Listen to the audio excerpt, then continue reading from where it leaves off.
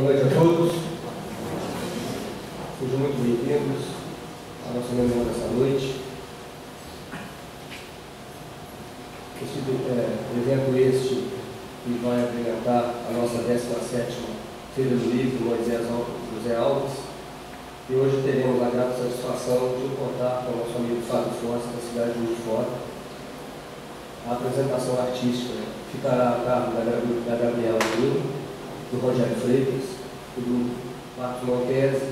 Estaria a cargo do Iaçu, mas por motivo de força maior não pôde estar conosco.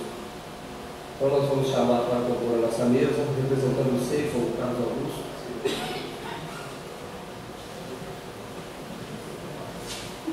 O Centro João Batista, nosso amigo João, o próprio. O Paz, Amor e Caridade do nosso amigo Aramis. Também convidamos o Fábio para que possa se juntar a nós. E para darmos início, vamos fazer a nossa prece de abertura, que estará a cargo do Francisco Cláudio, por favor.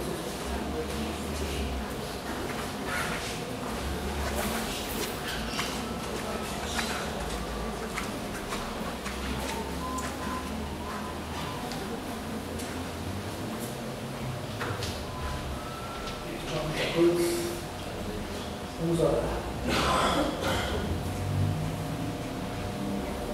Deus Pai Criador, Jesus Mestre amigo, bons Espíritos nos auxiliam, mentor e defeitor desse trabalho, em particular, Moisés Alves, enfim, sim, todos os mensageiros do meio.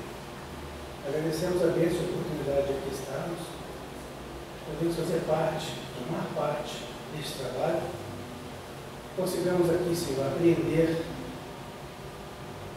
calar fundo no nosso coração todos os ensinos que foram ministrados, de mente aberta para o novo, de mente aberta para a tua palavra, Senhor. Rogamos a Ti que possamos sair daqui melhor, que chegamos, e assim, Senhor, em continuidade dos trabalhos dessa semana, da 17ª Feira do Espírito, pedimos a tua permissão para iniciar os trabalhos desta noite. Graças a Deus, que assim seja. A atenção de vocês até o final. Mas gostaria de compartilhar com vocês algumas reflexões que a gente vem fazendo sobre o Evangelho de Jesus e como que a doutrina espírita ela colabora para que a gente possa ter uma leitura do Evangelho muito atualizada, muito sintonizada com os desafios que a gente encontra na nossa vida.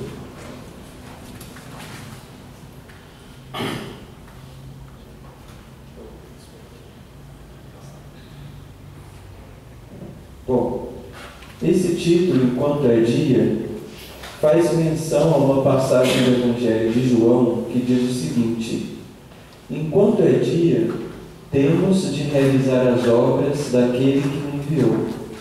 Vem a noite, quando ninguém pode trabalhar. Enquanto eu estou no mundo, eu sou a luz do mundo. Essa passagem de Jesus ela é bastante simbólica para nós, para pensarmos no significado de dia, noite e trabalho. Todos nós sabemos que o dia, se a gente pensa na nossa vida, é o tempo, é o momento que nós temos de trabalhar. É durante o dia que, em geral, nós podemos aprender, estudar, colocar em prática os nossos talentos. É durante o dia que a luz colabora para que a gente tenha visão das coisas, para que a gente possa, então, no final do dia, descansar. Durante a noite, em geral, é o momento do descanso. Jesus nos convida a trabalharmos enquanto é dia. O que significa o dia para nós?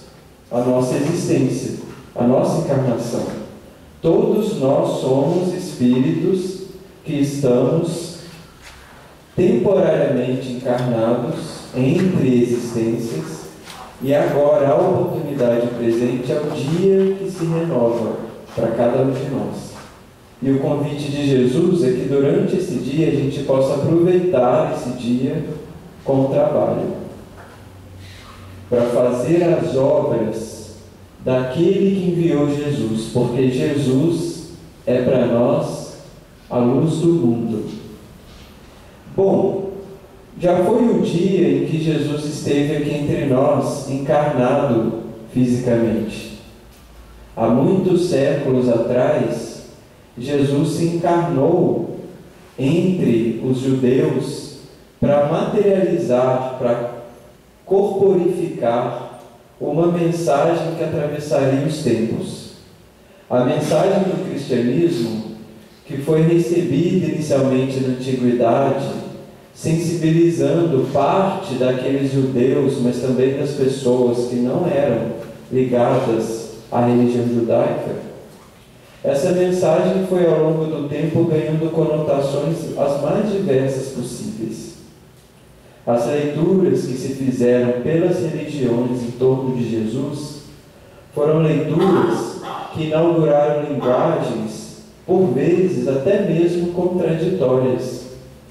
Não raro, a mensagem de Jesus e o nome de Jesus foi utilizado em nome de princípios, para defender princípios, posições abertamente contrárias ao Evangelho. Considerando isso e considerando a permanência de Jesus como grande referência cultural do nosso tempo, e sem dúvida a grande referência para nós espíritas, eu gostaria então de propor aqui iluminar algumas questões que dizem respeito à luz do mundo que é Jesus. Quem é Jesus? Quem foi esse Espírito que se encarnou entre nós?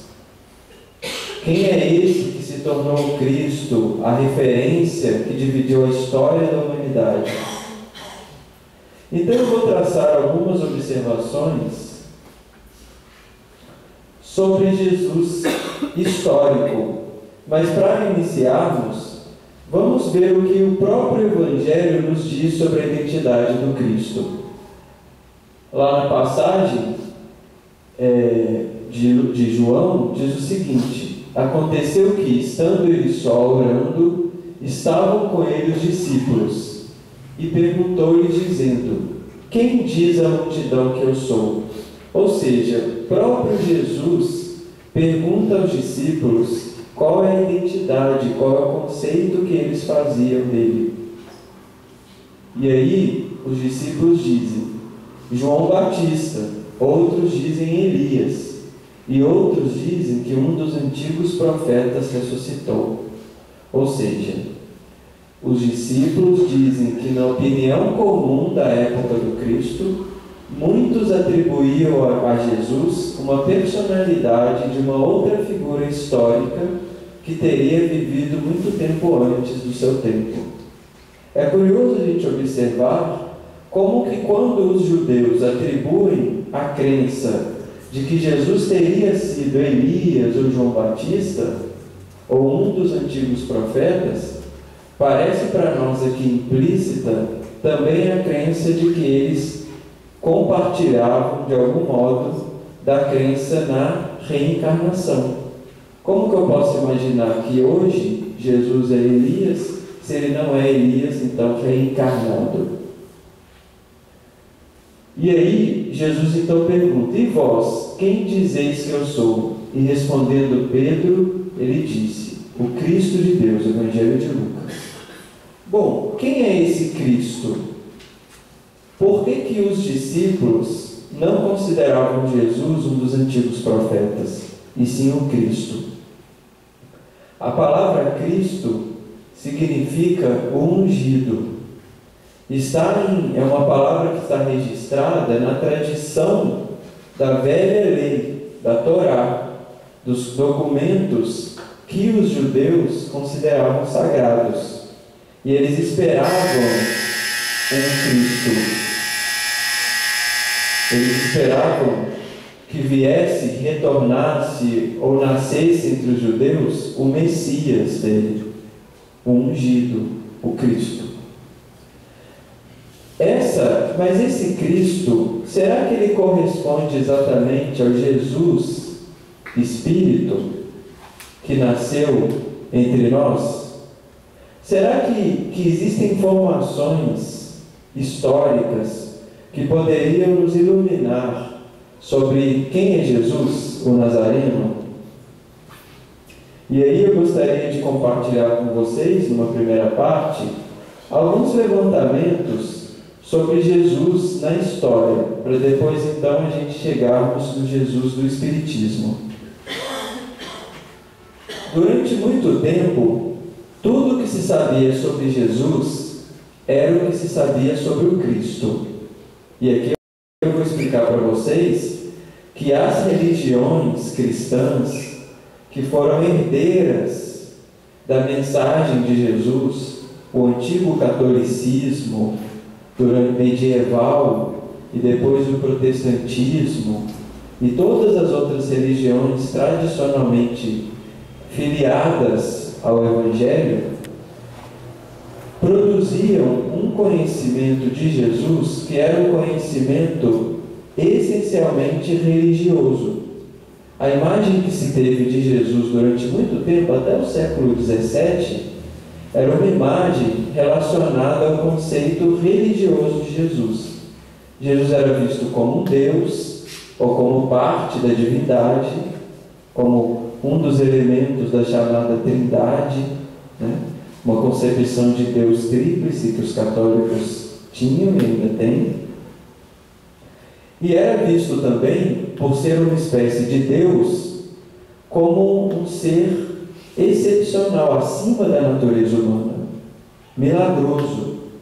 Então todo o conhecimento que tinha sobre Deus era mais ou menos misturado numa série de mitos que se construíam a partir do Evangelho e a partir da experiência religiosa das populações em torno de Jesus. Mas basicamente Jesus era sempre visto como um Deus, como um ser de uma natureza diferente da nossa, um homem milagroso.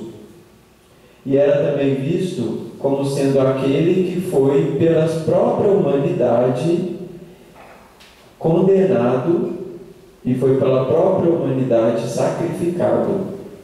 Então, no discurso tradicional de Jesus, havia sempre essas duas ideias. Uma ideia de que Jesus era acima de nós, e a outra ideia de que Jesus, nós culpados pelo seu sacrifício, era também a imagem de uma divindade que teria sofrido.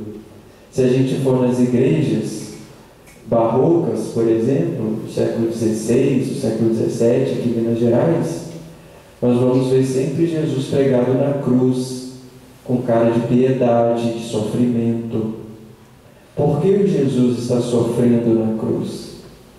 Porque é uma maneira de responder a um paradoxo que o discurso religioso tradicional criou, uma contradição.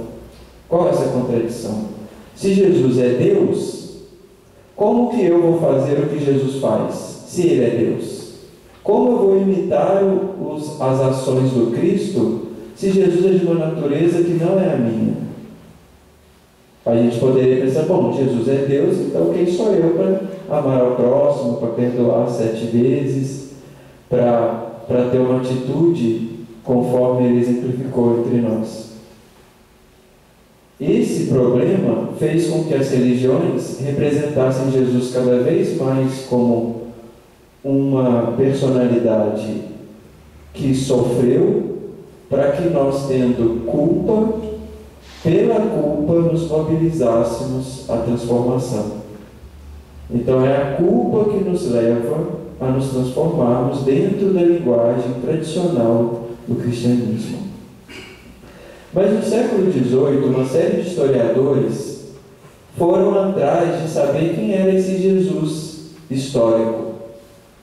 E inicialmente, esses primeiros aqui, Hermann Reimarus, David Friedrich Strauss, são estudiosos, historiadores, não necessariamente religiosos, que que inauguraram uma fase de investigação científica sobre Jesus, só que concluindo de forma negativa. Esses pesquisadores, que inauguraram a chamada fase cética, acreditavam que era impossível chegar a Jesus histórico, porque havia tanto mito, tanto crença em volta da imagem de Jesus, e os elementos que a gente tem para buscar Jesus, que são os textos do Evangelho, também são problemáticos por causa da transmissão. São textos que foram copiados, escritos muito tempo depois da existência histórica de Jesus.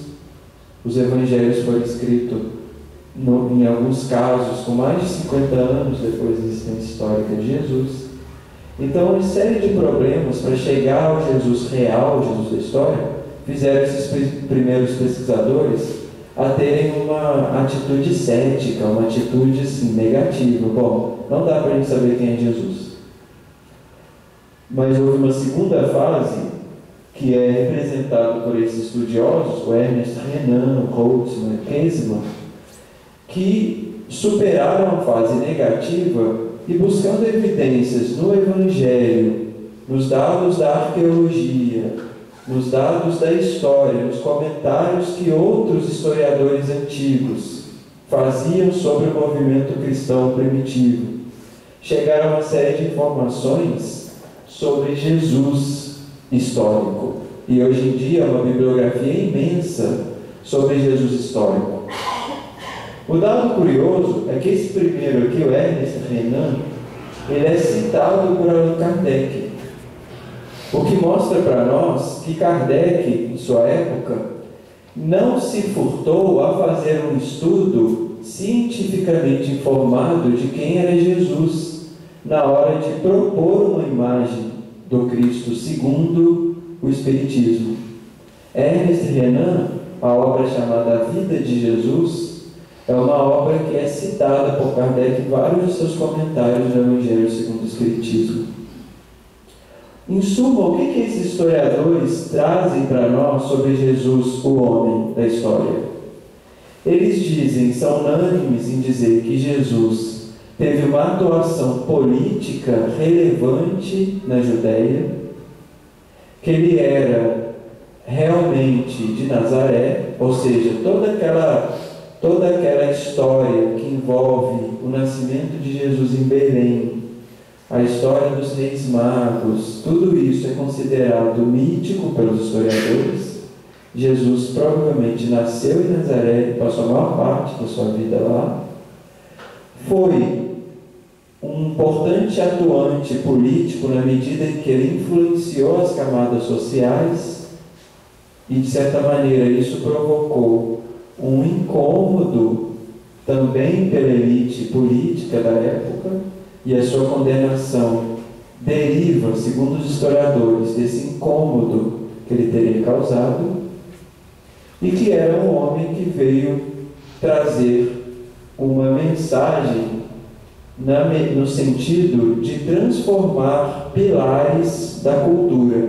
Então, os historiadores mostram que Jesus estava preocupado em mudar a cultura do seu tempo.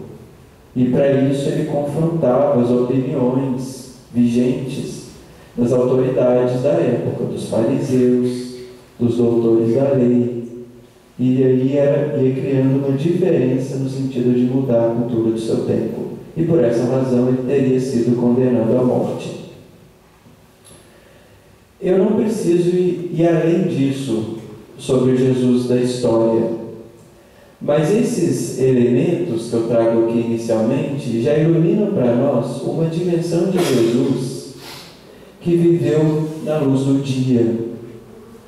Jesus viveu no mundo. Jesus não foi um eremita que se afastou ou que fechou-se em torno dos seus seguidores para traduzir uma mensagem. Jesus, segundo os historiadores, atuou ativamente na sociedade que o gestou e fez a diferença nessa sociedade. A dimensão social da existência de Jesus traz para nós, pelo olhar da história, uma imagem de Jesus bastante próxima de nós. Era um Jesus que atuava junto das pessoas.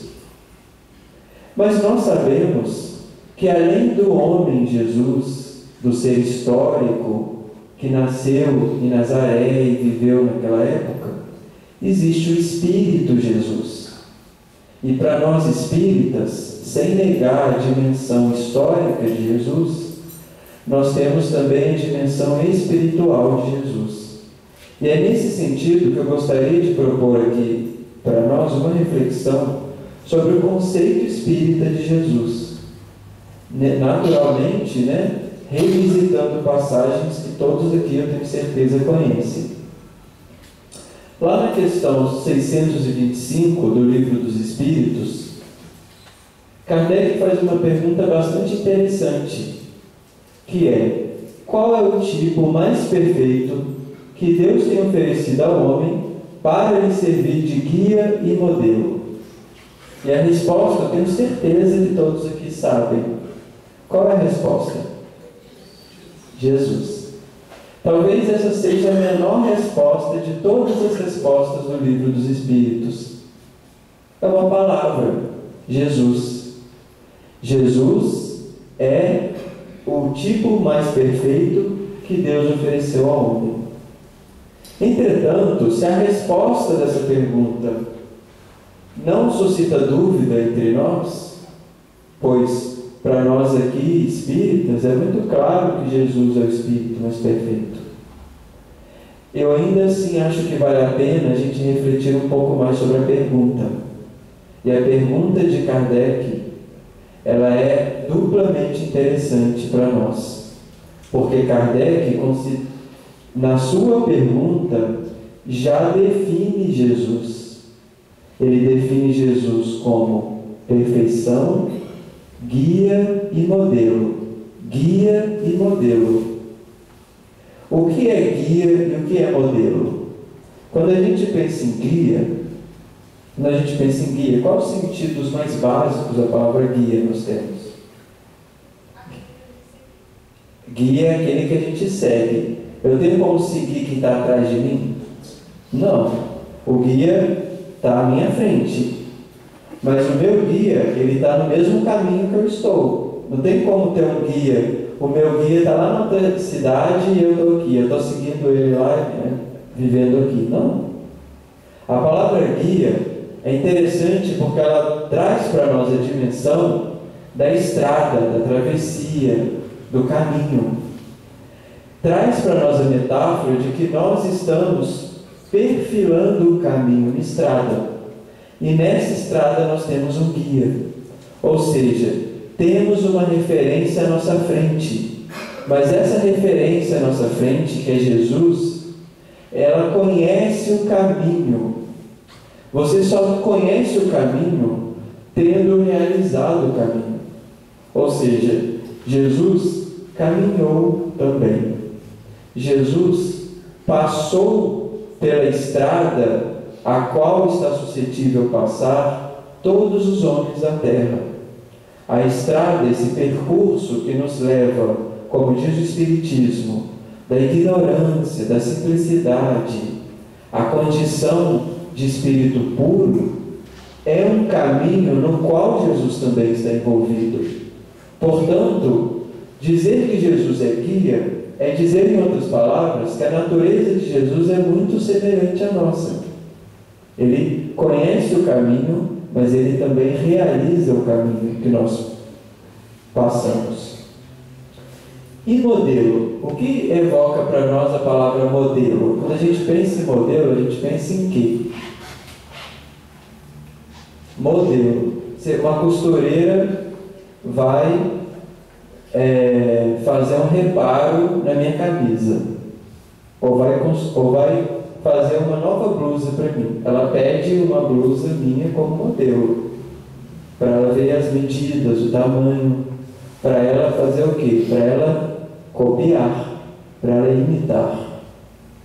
A palavra modelo está associada à ideia de que nós vamos tentar fazer igual.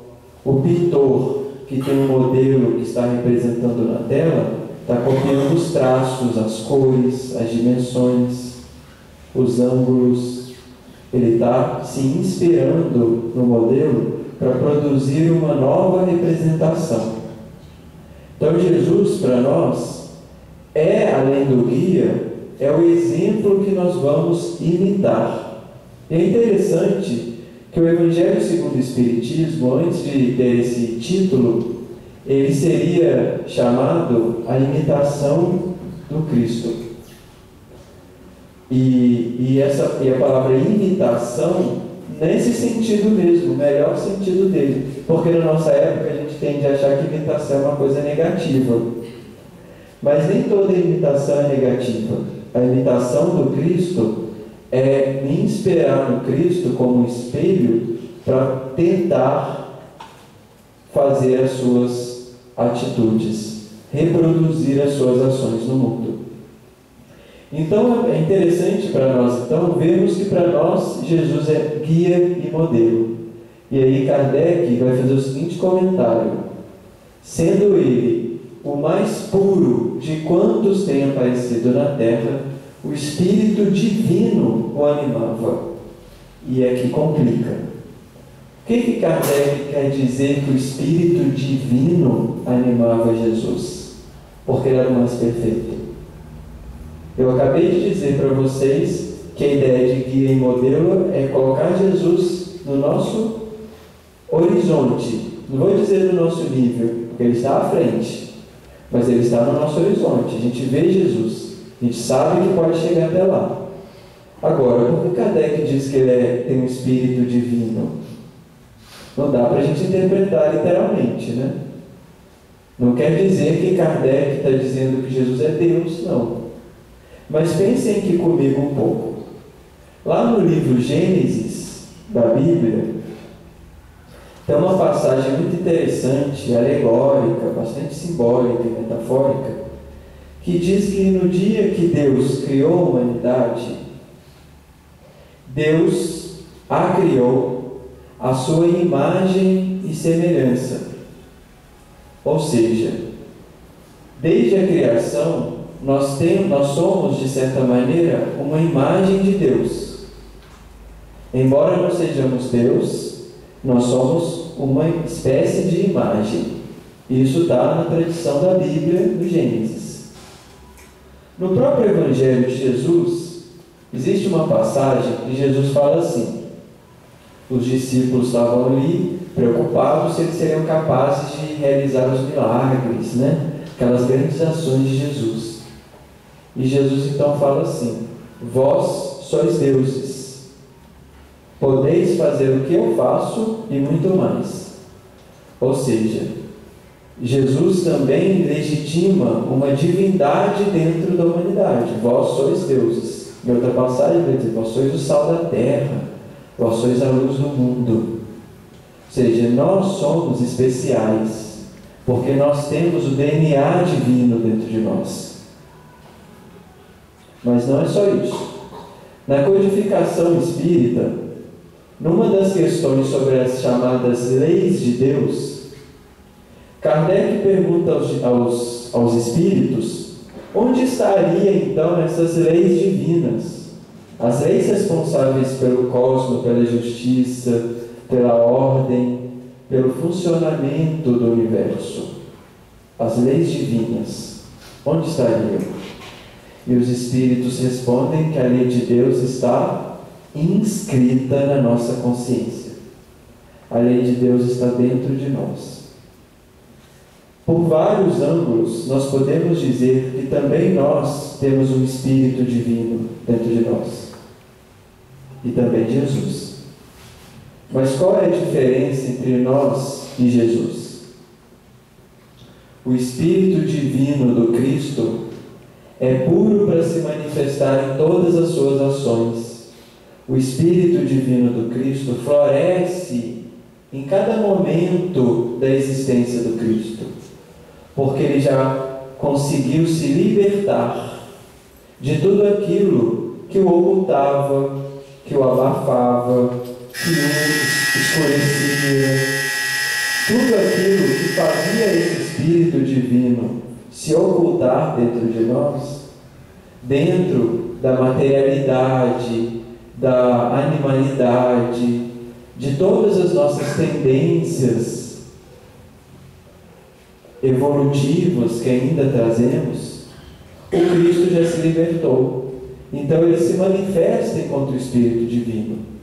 Mas nós ainda não. Nós ainda estamos caminhando de um estágio em que não éramos espíritos, que é o estágio da animalidade, para um estágio que nós, já sendo espíritos, ainda temos muitos daquelas instintos, daquelas reações que não nos associam ao espírito, mas nos associam aos animais. Está certo que o instinto não é uma coisa ruim em si. O instinto de conservação, o instinto de proteção. O instinto fez parte do nosso processo evolutivo. Mas à medida que evoluímos, nós tendemos a nos despojar dos instintos para adquirir a razão, para adquirir o sentimento, para adquirir o amor. Então nós ainda estamos nesse embate entre o que é de natureza animal e o que é de natureza espiritual. Quanto mais espiritual somos, mais humanos somos. Então nosso caminho evolutivo é um caminho para espiritualidade, mas é também um caminho para a humanidade. Cada vez mais nos tornamos humanos. Bom, eu gostaria ainda de refletir com vocês sobre 4 ideias que a gente poderia aqui pensar que representam então esse Jesus segundo o Espiritismo, como o anúncio da verdade. E a palavra verdade é muito interessante porque é uma palavra importantíssima na doutrina espírita, né? Nós sabemos que a doutrina espírita é considerada a revelação da verdade, é o espírito da verdade que acompanha Kardec na formulação e na organização da obra espírita. Mas Jesus também fala no Evangelho: conhecereis a verdade e a verdade vos libertará. A verdade liberta. E Jesus se coloca também como instrumento dessa verdade. Eu gostaria de mostrar em algumas passagens como que a gente pode ver isso. O outro ponto que a gente pode associar à imagem de Jesus segundo o Espiritismo é a caridade como libertação também. A verdade liberta, mas também a caridade. A caridade, e a palavra caridade é interessante, porque ela é sinônimo também de trabalho em prol do bem, trabalho a favor do outro, e para nós trabalho é ocupação útil. Então toda ocupação útil é, de certo modo, caridosa. Então um dos pilares da imagem de Jesus segundo o Espiritismo é a imagem do trabalho e da caridade. Terceiro pilar é o terceiro da promessa de um reino. E a gente acompanha o Evangelho e vê que a imagem, a metáfora do reino está em todos os Evangelhos. Esse também é um outro pilar importante. E o último pilar, que não é o último, obviamente, mas entre os que eu separei, é a religião como espiritualização. Poderia, além desses 4 pilares, adicionar ainda muitos outros. Jesus como o consolo dos oprimidos é um pilar importantíssimo do Evangelho. Jesus como o tradutor da mensagem do amor também é outro pilar importantíssimo. Mas eu convido vocês a gente meditar sobre esses 4. Então vamos lá. O reino.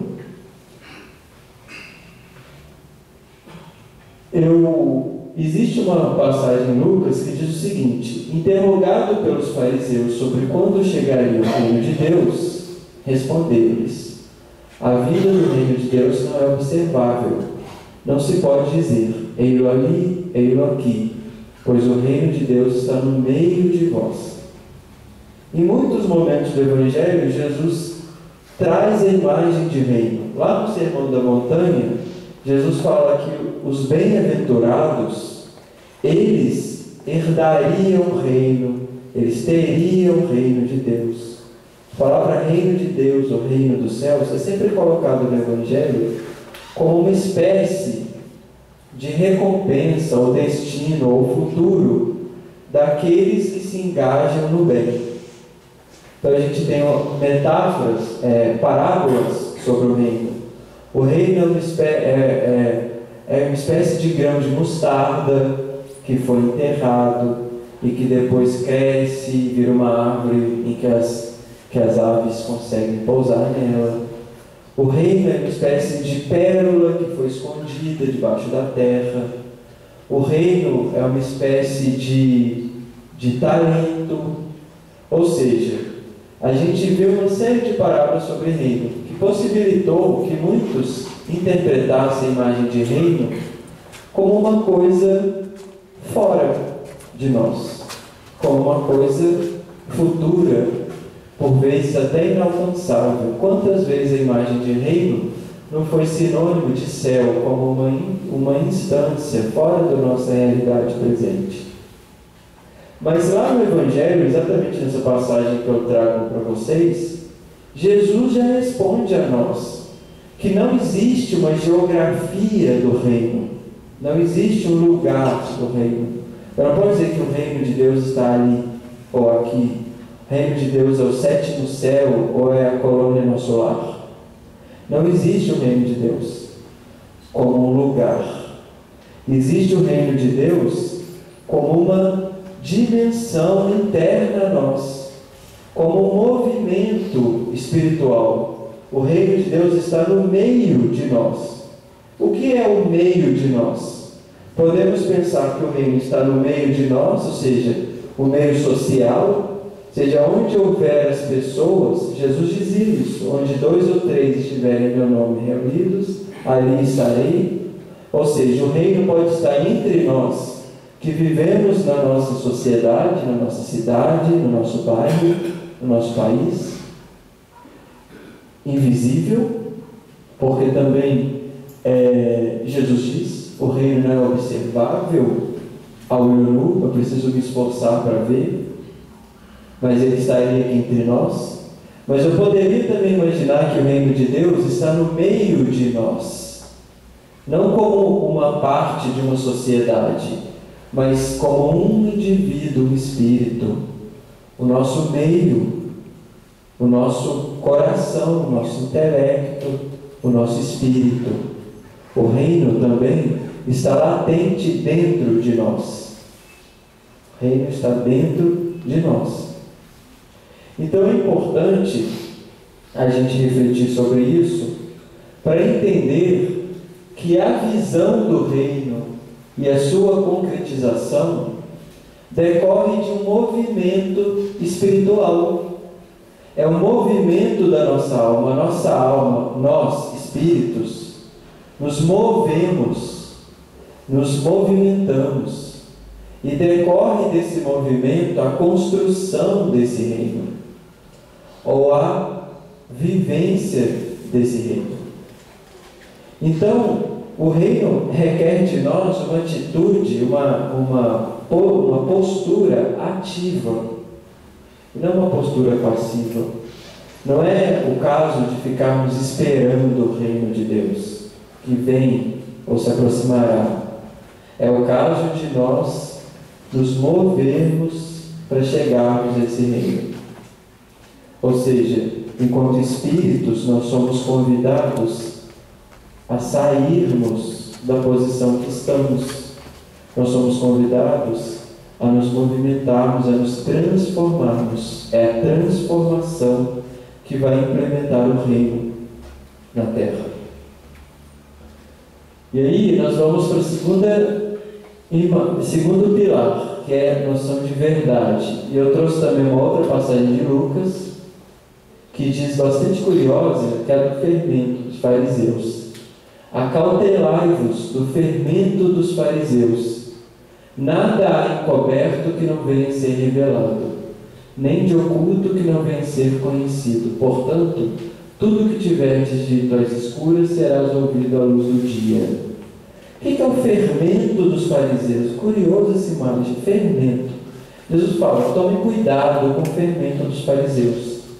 Em Mateus, no Evangelho de Mateus, ele ainda é mais explícito. Ele fala assim, quando os fariseus estão debatendo os casos da lei, né, as discussões puramente intelectuais, o mundo está girando.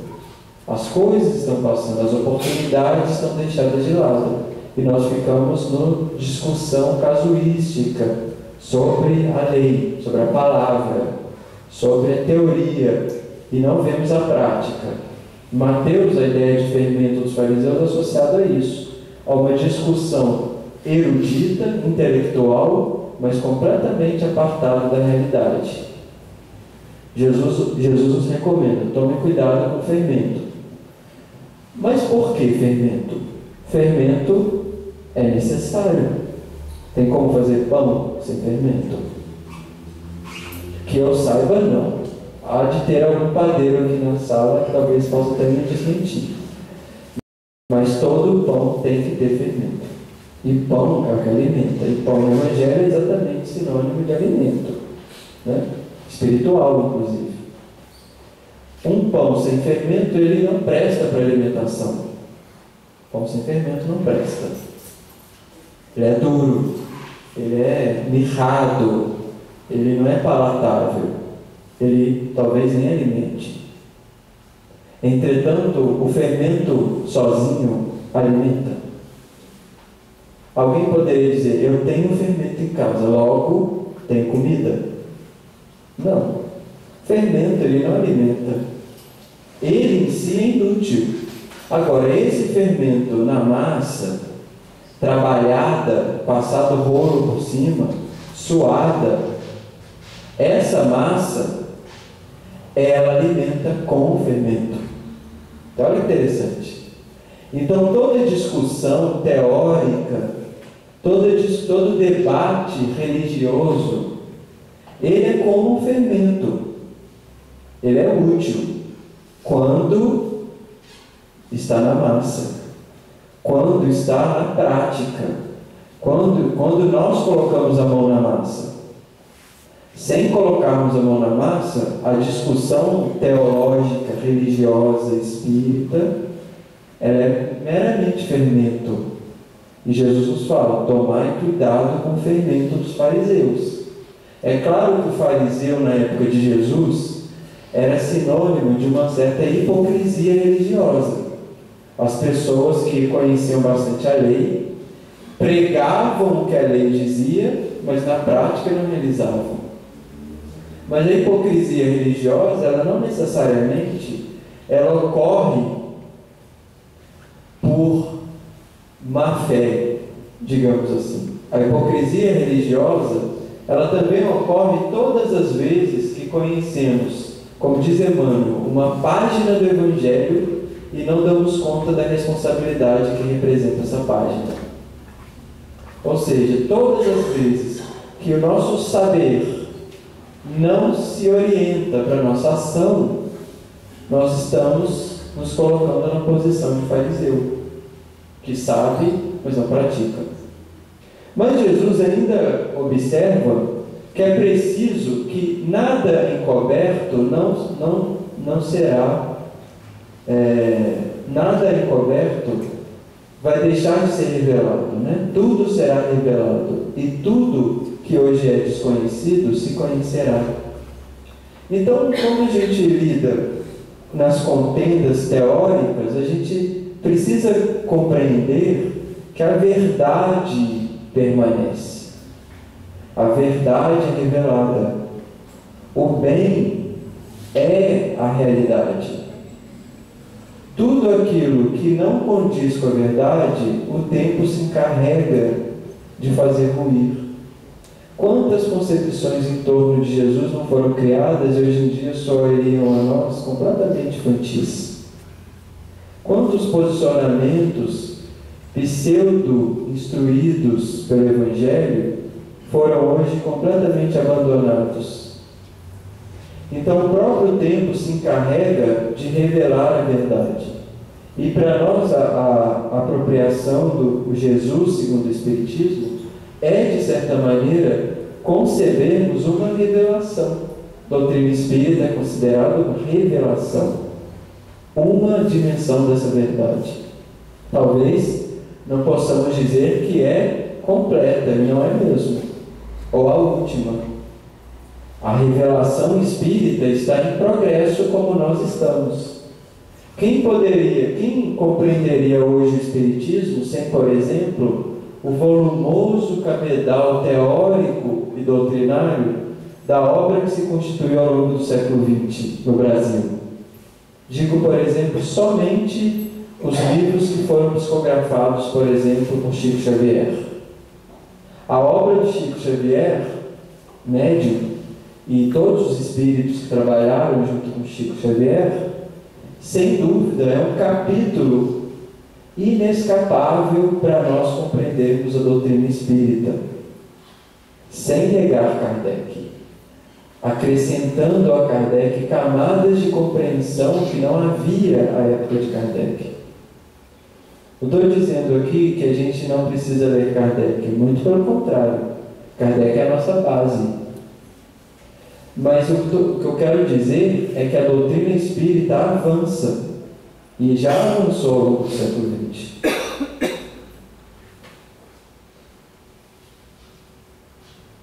A caridade.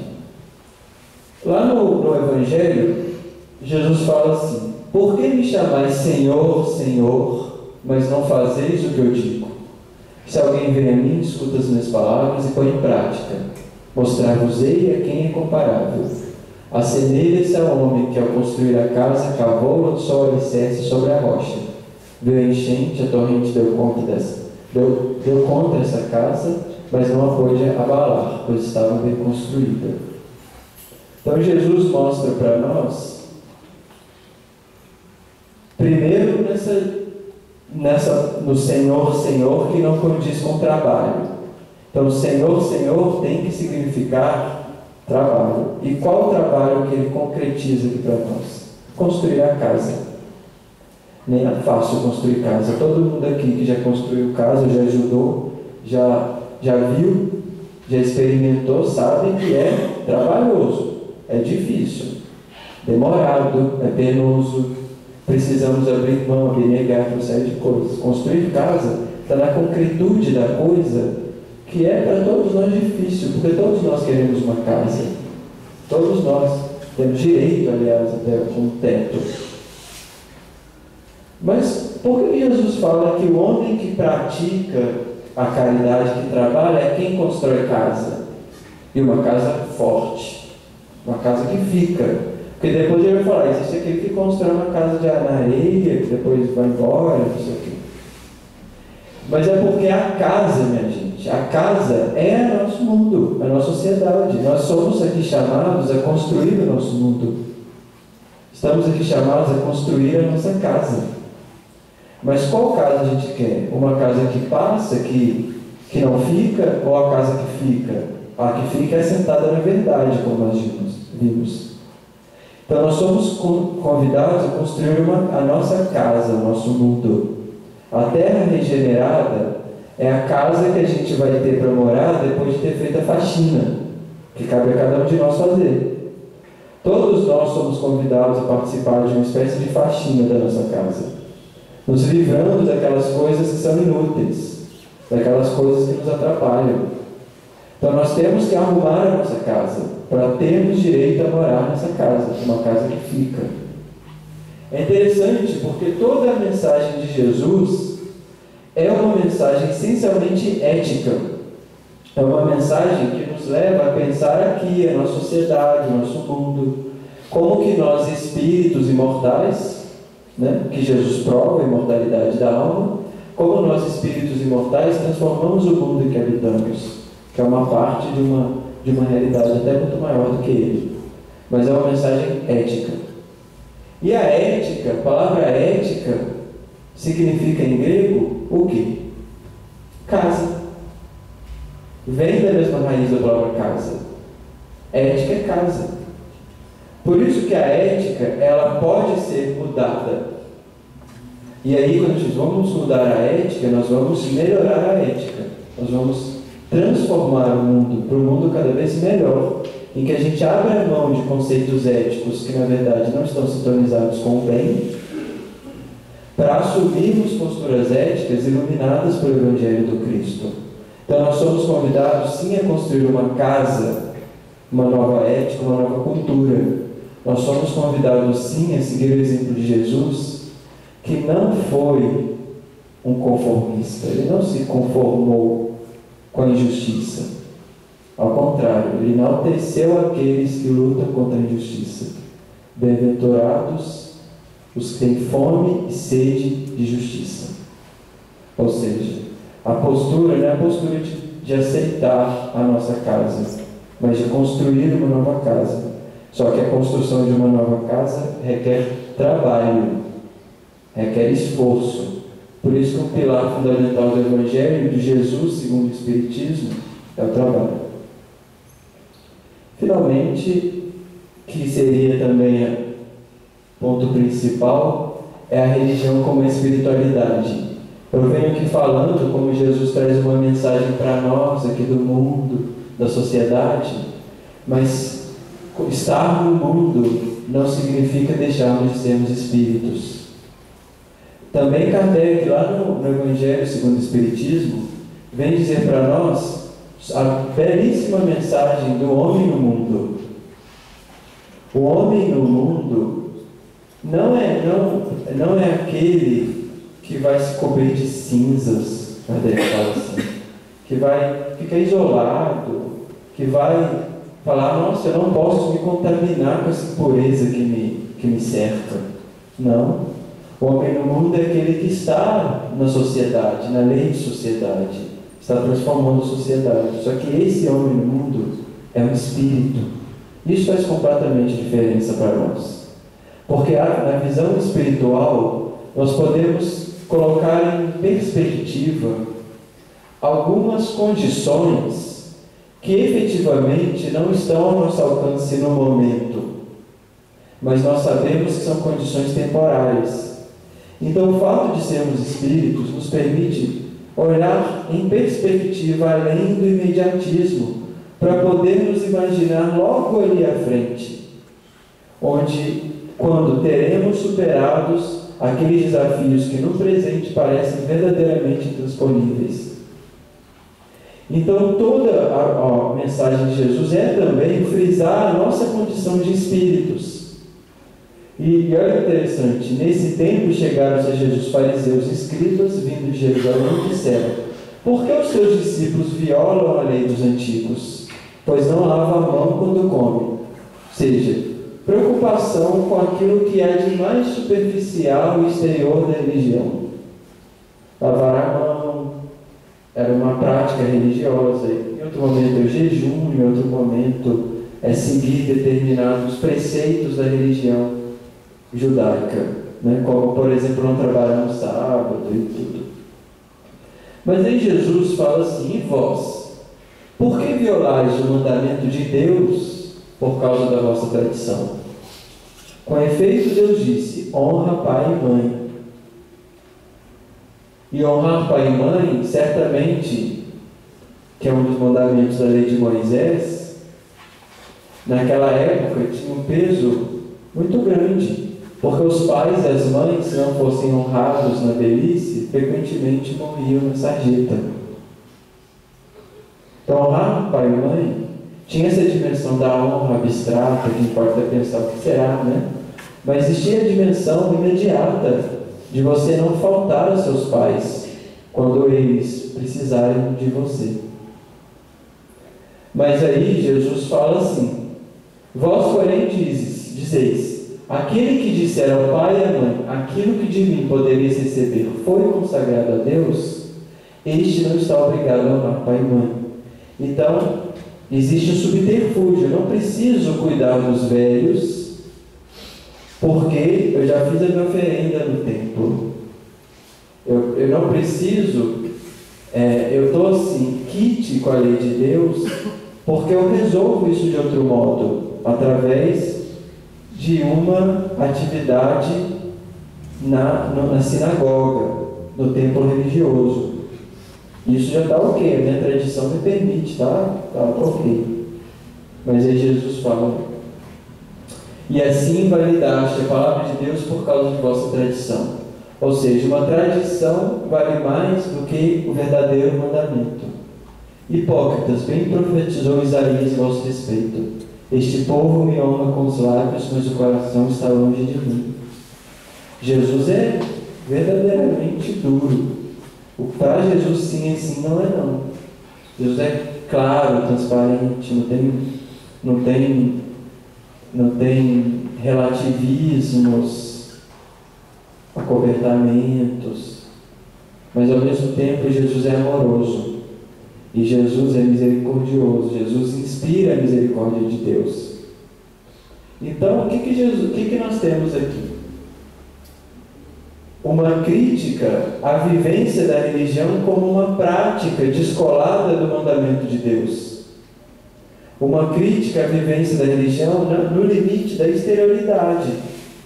E isso, né, gente, é uma coisa que infelizmente acontece.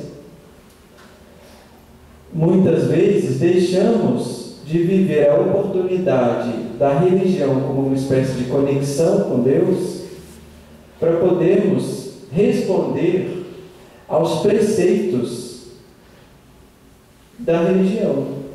Eu sei que a doutrina espírita é uma doutrina que não traz para nós um tipo de dogma, a doutrina espírita. Ao contrário, ela nos convida à reflexão racional, ela nos convida à meditação profunda, ao estudo da doutrina espírita. Mas a prática da doutrina espírita pode muitas vezes nos enredar nos vícios que por vezes trazemos de outras religiões, desta e de outras vidas.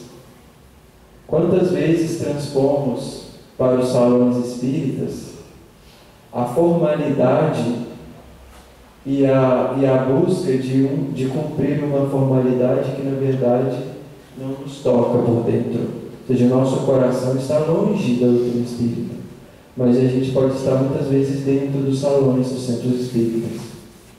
Então Jesus está nos convidando a viver a religião como uma espécie de espiritualização. Mas nós precisamos dos centros espíritas, porque nós ainda precisamos viver a disciplina. Emmanuel nos informa isso. Mas no dia que nós nos imbuirmos desse Espírito Divino, como Jesus é qualificado, para nós o templo será assim como é o templo de Jesus: a natureza, a montanha, o lago, a sombra da árvore, o mundo. Onde estivermos, ali seremos espíritas. Onde estivermos, ali estaremos sendo a luz do mundo. Então, com essas palavras, eu gostaria então de encerrar nosso estudo fazendo um convite à meditação sobre o significado de Jesus segundo o Espiritismo para todos nós, sem querer ter a pretensão de fechar aqui todos os sentidos, mas de propor para nós material de reflexão. Todos nós somos convidados a entrar, para usarmos essa metáfora do Evangelho, no banquete. O banquete que Jesus prepara para cada um de nós, que está aqui a nosso alcance através do doutrina espírita. Todos nós somos convidados a nos inspirarmos nessas personalidades do Evangelho e a nos perguntarmos: quem gostaríamos de imitar? Qual atitude ali iluminada do Evangelho, de qual personagem gostaríamos de ser? Eu imagino que todos nós gostaríamos de ser Jesus, né? Porque nisso reside também o caminho para a nossa felicidade futura. Então, por isso, meus amigos, gostaria então de agradecer, desejar muita paz a todos e aproveitarmos enquanto é dia. Muito obrigado.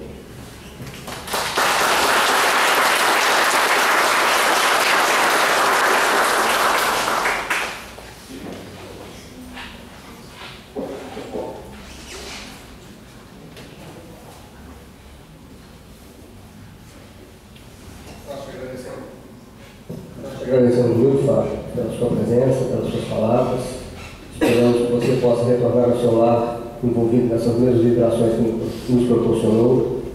Agradecemos a todos pela presença e convidamos para que amanhã, a partir das 19h30, aqui estaremos e vamos contar com o nosso irmão Joaquim Gamonal, da cidade de Barbacena, que trará para nós o tema A Caridade.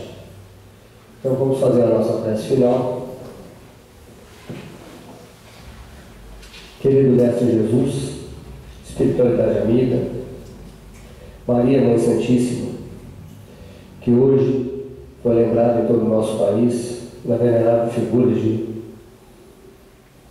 Nossa Senhora de Aparecida, nos agradecemos essa oportunidade de aqui estarmos, a presença da espiritualidade amiga nos envolvendo, e vos pedimos, Senhor, que possa continuar nos amparando em todos os momentos, os nossos embates no dia a dia, e que a sua palavra, clarificada pela nossa doutrina, possa sempre encontrar terreno fértil na nossa mente e no nosso coração.